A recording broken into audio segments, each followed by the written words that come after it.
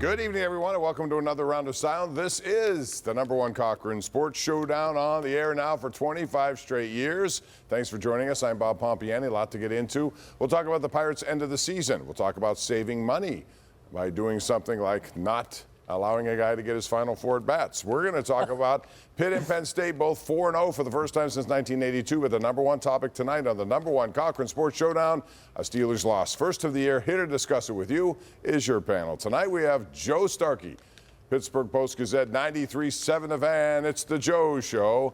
And then we have Mr. Will Graves from the Associated Press. Shout out, Wanda. Who? You get Wanda every time. You did it at the end. Yeah, what is going on I'm trying to get it in early. I'm trying to get off to a fast start, unlike your Steelers. Unlike the Steelers. We'll get into that second. Biggest takeaway from this game today, Joe, was? Oh, man, Bob. I wrote about the defense and how bad it was, but I'll be honest. My biggest takeaway from today is what was Justin Fields going to do if the Steelers ever fell behind in a game when they needed points fast and needed to make a comeback. He had some big misadventures, but I thought he was pretty spectacular in the game overall and took another step forward. Honestly, that's my biggest take. Well, I agree that Justin played, again, he gets better every week, but this defense, this elite defense, I mean, Alex Highsmith is a very good player, but you got punked by Joe Flacco. Yeah. I mean, every team has bad games. Even great defenses have bad games. But when the offense gets going and they get within a touchdown, you give up scores on consecutive possessions, and you're chasing the game in the second half, this team is not good enough to have that happen regularly. I'm okay with giving them a mulligan today, but it was not encouraging. And it wasn't like they said, where's Nick Herbig? Where's DeMarvin Leal? They said, no, we're going to run it, shove it right down your throat. They ran right through Cam, right through Ogunjobi, right through Patrick Queen. They were out physicaled at the start of the game, and that is very alarming if I'm the Steelers. Yeah. One of the things that was said afterwards in our postgame show was Mike Tomlin, quote, slow starts don't necessarily define a game. Justin Fields came on and said, poor execution, poor focus, you can't warm up to it. He's right. Mike Tomlin said, you can't define a game, but yes, you can. You're down 17 points, the game's over. It's very difficult to overcome. I have no idea what Mike Tomlin was talking about. It was 17-0. That changes the entire tenor of the game. He talked about the insignificance of it. A bad start's a bad start. It was stuff later. You're down 17-0. That defines the whole game. And Tomlin on Tuesday was talking about the Chargers game last week when he said, we got off to a really bad start offensively. That ruined our mojo. He used that word at the beginning of the game. Luckily for us, and I'm paraphrasing him, our defense played really well at the start of the game against the Chargers, and that made it easier going forward. So he was talking about the importance of good starts earlier in the week. Then they come out and do this, and it's no big deal. I was baffled by his comments. I mean, look, this offense, Arthur Smith's offense, predicated on running the ball, right? He wants to be physical. He wants to set the tone. In every game, they cannot run the ball in the first quarter. They can't. And then it's 3rd and 7, 3rd and 8, and you're asking Fields to make one play. Maybe you make it, maybe you don't. That's the part that hasn't changed. As he progresses, as he gets more comfortable in this offense, they need to open it up earlier. I would rather see them throw the ball a little earlier in games instead of having inside handoff to Najee, toss to Najee. Why do we keep running toss plays with Najee Harris when it's very obvious he has trouble running inside the tackles? Why are we running him outside the tackles? It's off topic, but I'm just saying they can't run the ball early in games, and then it just takes a while. And I'm talking about the defense mostly, and so was he, and I'm utterly baffled. He got thoroughly outcoached again by Shane Steichen, just like last year, where that offense has Tomlin's defense totally off balance for most of the game, 2 times in a row, once with Gardner Minshew and once with 97-year-old Joe Flacco. That's 2 years in a row. Since you mentioned Flacco, you brought him up, I want to ask you, Will, about Joe Flacco. In this game, Mike Tomlin also said afterwards that it took us a while to adjust. First of all, you know Joe Flacco. Second of all, they talk about in-game adjustments all the time. Every coach does. Why wouldn't they be able to adjust quickly to Joe Flacco when you know he's very good at those passes over the middle? And they couldn't stop it, no matter what, on 3rd down. I mean, the thing that's why wouldn't you think you have to pressure him? What did he say? I didn't want to get too skinny in the back end. That was Mike T's phrasing, right? you've got pretty good players back there. You've got a guy that thinks he's a shutdown corner. You've got a guy that's a perennial all-pro. You got Deshaun Elliott's been very good early in there. Why not take a chance and send more pressure and make Joe make quicker decisions? It's not like their receiving core is lights out. So it was sort of like, oh, well, we think that our front four, and if you know, our front three, our edge guys are going to be able to make his life uncomfortable enough that we don't have to send blitzes, and it backfired on him. Well, let's not forget what Richardson did at the beginning of the game, too. 3 for 4 for 71 yards. Tomlin said afterwards Flacco is much more of a threat in the pass game, while they let the other guy come out with a 42-yard pass right up, first play of the game, and drive right down the field. I don't think they were stopping anybody today. They were unprepared. They were outcoached. They were pushed around the field. They missed tackles. They blew assignments. They were god-awful, and they're supposed to be a great defense, and they get highly compensated to be a great defense. One of the reasons why is because T.J. Watt was a non-factor today, and you know teams are going to do what they got to do, whether that's chip on him, and the touchdown pass at the end was a result of that. The guy got open, nobody covered him. So I'm wondering if teams do this, what do the Steelers do? They ran opposite of T.J. Watt today by design, and I'm sure most teams will do that. What do you do, Will? Well, I mean, look, TJ is one of the, 4 best players in the league. I'm like I said in the open, I'm okay with giving him a one-game pass. He's a great enough player that he will figure it out. The coaching staff needs to find ways to mix it up a little bit instead of just, hey, just line up on the edge and just go as fast as you can and see if you get to the quarterback, right? There needs to be some variety, I would think. But they also, look, they sometimes they switched it up and they dropped Herbig into coverage, and that didn't work while TJ's rushing. Like there's got to be some variety defensively.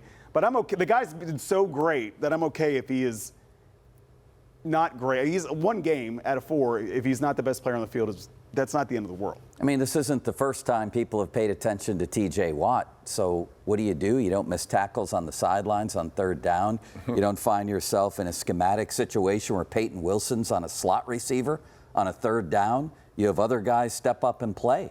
That's what you do. And T.J. usually works his way through that. Today he didn't. He didn't have an impactful game. I'm sure he would be the first one to admit that. You also don't get out coached. I think somebody had a stat that between the beginning of last year's Colts game and all the way to like midway through the second quarter this year, 47 to nothing. Yeah, they outscored the Steelers. 13-0. They had a lead last year, and that was wow.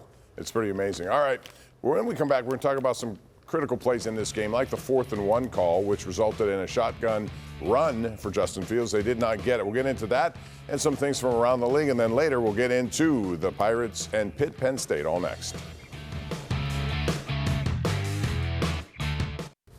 Jaylen Warren is out with injury. You saw Cordero Patterson run very well. Then he got injured. Najee Harris, the only one really left here. And, Joe, afterwards, Zaire Franklin of the Colts came on social media and called Najee Harris soft.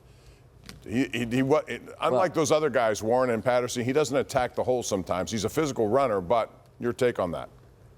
That's ridiculous to call him soft. Najee? I mean, did you see what he did on some of those pass plays? The pass play would not be taken down. It was unbelievable. Well, but all his he's not soft. No. But the point is from today, Franklin also said 84 is better. Today he certainly was. He got to the hole quicker. He had, 6 carries for 43 yards. Najee was 13 for 19. It took him forever to get to the line. I mean, does this say something where Cordero Patterson is the oldest running back in the NFL? He's the oldest. He's also the second oldest wide receiver, if we're going to consider. How is he faster? How is he quicker to the hole than your first-round pick? And how is the backup running back also who's carved out a niche in the league because he's been able to get to the hole faster? I would say Najee's not soft, but he's definitely ineffective. And part of that, look, we can say ineffective today or overall. His career yards per carry is under 4. I thought he was pretty good the second half of last season. He was. When you get him in space, you're talking about a 1-2 punch. They missed Jaylen Warren. When you get him in space, like we saw in the passing game today, when he can be an effective player. The problem is he tries to go where there is no space when he runs the ball, and he just can't make anything happen. Running him wide is a fool's errand. I agree. 4th and 1. Okay, so my take on this was they're in number one, a shotgun, which I'm not a fan of if you're going to do 4th and 1. But even more so than that, Joe and Will, was the fact that they were not running the ball well at all at that juncture. There was no evidence to suggest they could get a yard because in their first 7 carries, they had 1 total yard. Did you like the call, or was it just a bad execution? What was it? Well, I like the idea. You're talking early in the game and they from gave their him own the ball. territory. They gave him the ball. Yeah, I like giving him him a couple of different options on a play. Okay. Throw or run, instead of just, sort of locking yourself into this better be open and he better be able to make a yard. That I didn't like. It was better than the play in Atlanta, where they tried to run it quick and they tried to quarterback sneak it. I actually would have preferred what they did today, but it wasn't blocked. It just wasn't blocked. That offensive line is not doing a great job, and I understand that they're young, and we had banged up. I understand, but you got to have some faith that your young line, when you've got Dan Moore, who's by far the most veteran guy out of that group out there today. You got Mason McCormick, a rookie. You got Frazier, that's where he ran on that play. Anderson. That's where you ran on that play. It just wasn't blocked. I like the call. You just need to block it. All right, let's talk about a couple of officiating. Always is a topic. For some reason, we bring it up. I'm not saying one way or the other. Generally, it evens out.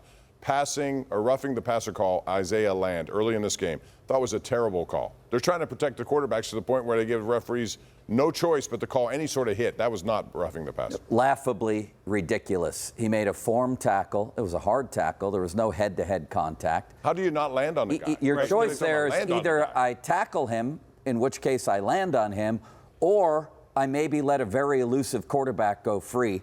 It was a football play. Right. And every hit on quarterbacks these days, there should be a specialist up in the booth who just watches that and then rules on it. What did Gene say on the broadcast?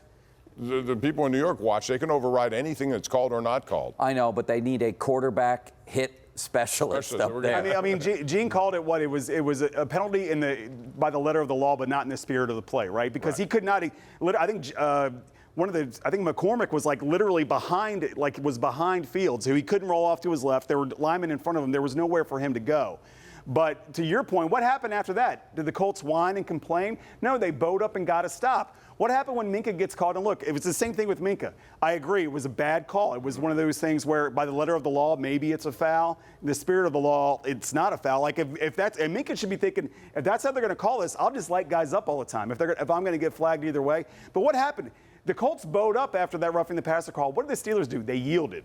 They yielded immediately. So I don't want to hear any complaining about, that call, shut up. It's the lowest hanging fruit when fans complain about the refs.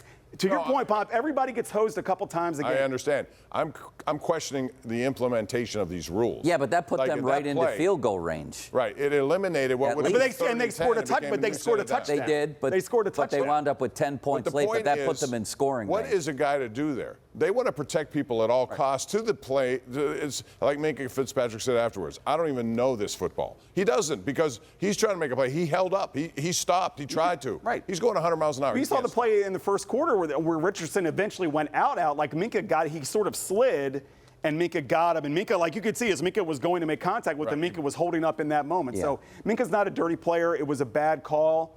It's a judgment call in the moment. But I think that these referees, they're going to, if it's questionable, they're going to do the one that makes them look like they're in charge. They're trying to take care of the players. That was a horrible call. And where Minka's wrong is he says you can't play a violent game anymore. Anybody who watched Steelers-Chargers last week, that game was filled with violence and big hits. So he's wrong about that, but he also got ripped off on that call. All right, when we come back, we're going to switch gears and talk about the Pirates, whose season is over.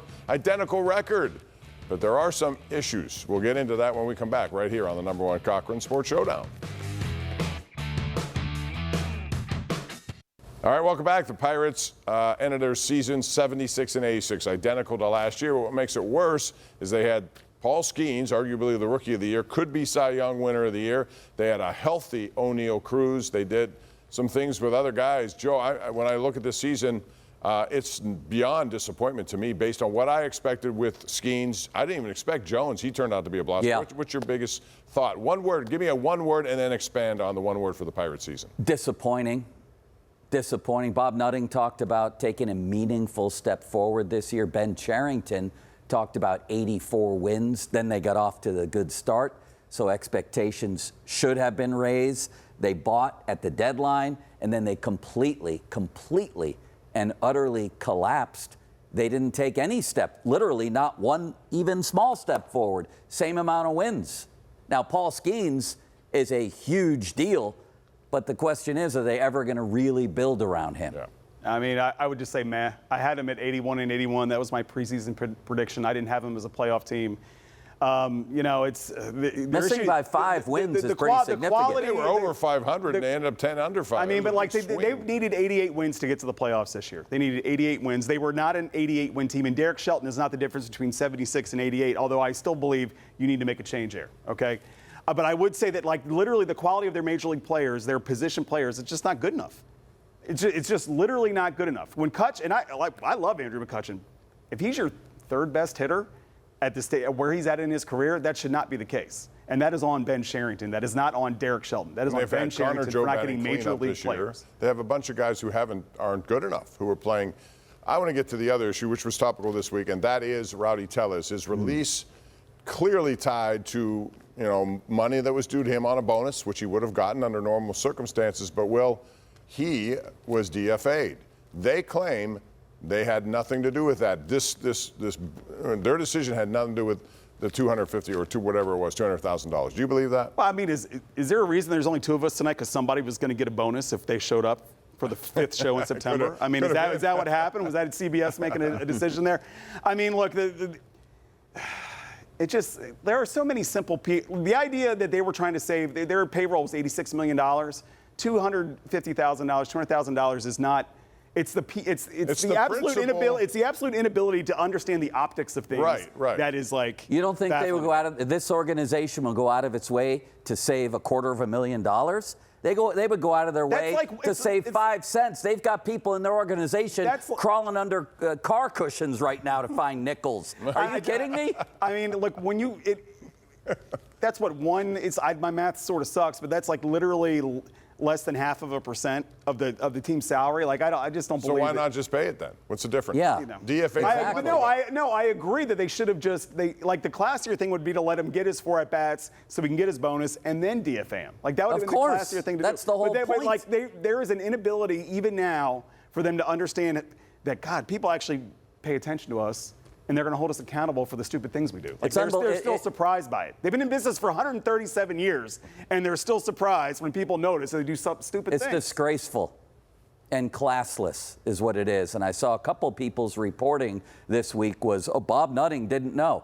Okay, let's go with that theory that Bob Nutting didn't know. As soon as he became aware, like the rest of the world, he could have stepped up and said, make a check. Hold up, that's not the way we do business. We're going to give this guy who battled with us all year, wasn't very good, but battled with us all year, we're going to pay him. Yeah. Buck always stops with Bob Nutting. Always does, I agree. And it will in this offseason where they have to spend some money, and they should to surround a really good pitching staff potentially here. We'll see what they do. When we come back, Pitt and Penn State both undefeated. Guess what? It hasn't happened in a long time at this juncture of the season. We'll talk about who most likely can get to a football playoff next. The last time Pitt and Penn State started the season, same time, same year, 4-0, was 1982. So that's been a long time, but here we are. So, Joe, I'm going to start with you on this. They make this year the football playoff 12 teams. Who has an easier way of getting there? Would it be Pitt or Penn State? Well, Pitt's schedule is rather favorable. I'm not saying Penn State's isn't, but I think Pitt's schedule is probably more favorable. I think Penn State's a better team, don't get me wrong, but if you're asking who has the easier path there, based on schedule, it could be Pitt. On the other hand, I think Penn State can probably afford 1 loss and still get there, Yeah. In that conference, I think you can. I think Pitt would almost have to win the ACC. I think that's their only real path to getting to the playoff, I think. I think because they're. And what obstacles? I mean, let's say they go 10-2. Let's say they go 10-2 and get in the ACC title game and lose. They're not going to get in. They're not going to get into the playoff. Not because the other conferences are loaded. I mean, look, and they're off to an impressive start. But when North Carolina, who's supposed to be one of the marquee programs in your league, just gets boat raced week after week, which is good for Pitt, if they go and play there next week. But I think Penn State has a little more margin for error. Pitt, I think, has none. Yeah, I would say that. Yeah, that's probably true. Are you buying what Pitt's selling, Joe? It's only not 4 yet. games. I'm buying this. They have a quarterback. I'm buying that. UNLV needs one. They may. They may. Well, whenever you see something like that happen, you worry if you're a Pitt fan about Eli Holstein. I'm buying him. But doesn't that say something about the state of college sports right now? And I'm all for the kids getting paid. I want to be very clear about that. But not in this kind of. But you don't want them to be too good. You don't want him to have a Jordan Addison type season so that some other program that's got way more money can come and say, hey, that part needs to stop. But to your point, look, I was sort of skeptical of Holstein because he didn't look good in the spring game. And Yarnell had put in, he'd worked. I thought he'd earned a shot. And then Pat Cade Bell made a decision. It certainly looks like the right one. You just hope, is he going to be here now? I mean, it's crazy, but this is how you're already, if you're Pitt, you're already worrying about who's going to be the quarterback next year. Yeah. They should be, just because of the way it goes. There's money out there and somebody will come calling. It's going to be interesting this week. Pitt and North Carolina open up conference play. Pitt at North Carolina, which just gave up 70 points to James Madison. Meanwhile, if you're in the market for a new vehicle, we got some news for you. Don't sell for anything less than #1 Cochran's Kia, clearly better car buying experience at Kia. Enjoy exclusive, clear-cut pricing where you get their most competitive offer up front. Take advantage of exceptional lease and finance rates and choose from a lineup of nearly 200 new models. Experience clearly better car buying. You could do it at #1 Cochran Kia in-store or also online, cochrankia.com.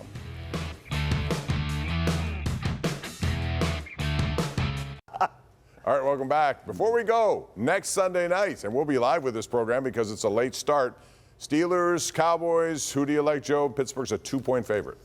Man, I like the Steelers a lot better before today, but at home, at night, against that dysfunctional team, I like the Steelers. Yeah, I mean, they're so banged up without Parsons, without Lawrence. You'd have to think they should be able to run the ball. In theory, Steelers, but in a tight one because that's the only kind of game they play. Indy was bad against the run. Look what happened. Thank you, guys. We'll see you again next Sunday night. Get better, big boy.